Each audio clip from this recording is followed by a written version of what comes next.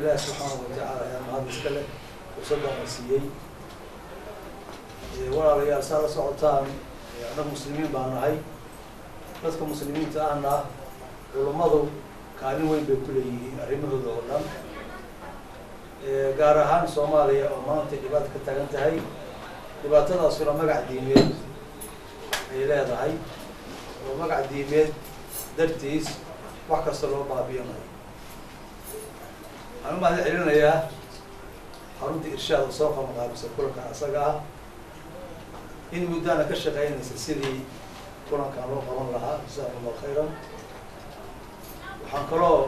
وما أدري يا علماء سكحر قانتي إني صوب بندقان عرفتي جود وحلا أوران كرو فرين جود هاليت ووضع شقين تا المجالات اللي وضع شقين هيو يهوش النقطة الله وحياة لو بهني هاي إن سوماليدا علماء الجهان بلو الدفاع لو وصل بندقيو ولا ريال سيدا مغليسين وحن صوب بندقني وحياة جود هانيد ولو بهني هاي دمان كنينا ولا وردي سنو وكوضع الشقين سيدي لو يعلن لها ولو كبحين لها ودباطة جرتا لو نافسين لها arrimahaasi hadday diinta islaamka yihiin waa la sheegay hadday yihiin dalka iyo danihiisa guud ahaaneed iyo midnimadiisa hadday yihiin hadday yihiin ummadda Soomaaliyeed iyo sidii dhibka looga bixi lahaa waxaan is leeyahay aragti guud ahaaneed oo meel kasta taabanaysa in la soo bandhigay ayaan rajaynayaa waxaan meeshaan rabnaa inaan maartay aan ka caddeeyo haddaan culimada nahay dhibaatadan haysata ومانت تاجن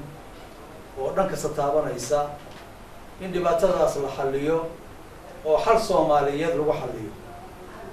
وحل إسكاي من لو حليو لو بهني هاي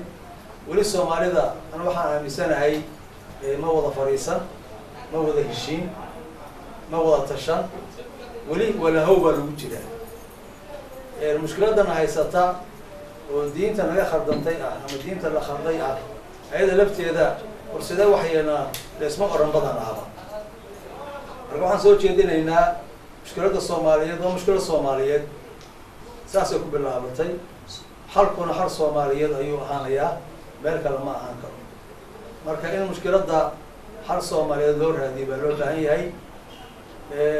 لمن كان دين تكو أبترسان هي أو ما قاعد ديمين لبكس كوب جيسان هي وحروح عليك روادين هذه أيوة الدين خردان وطن وحلو حلين كنا والدين سحنوي أنا هذا علماء أنا هاي وحنا بيئات وقصته هرشيدنا إن دين تخردان لو حليو الدين الآن دين تخردان أفكار تخردان وحلو حلينا إلى الدين الآن ما أفكار تخردان وحلو حلينا إلى ولا شباب ديوبي وتذكر لنا وحلو حلينا إلى ولا الدين تكتب معها marka weeyar diinta haysa loo baahan yahay la abuuro marka dhammaan shacabka Soomaaliyeed gaar ahaan dawladda gaar ahaan wasaaradaha ku shaqada leh maaragtay tawjiihinta dhalinyarada iyo in wax loo sheego waxaan ku baraarujinaynaa waxa dadka loo sheegayo oo dadka lagu tababarayo oo dadka la barayaa inay diin sax noqdaan ma soo jeedinayna waxa dadkan lagu wardiyeen lagu daaweynaya inay diinaha taa rawaayo diin la'aan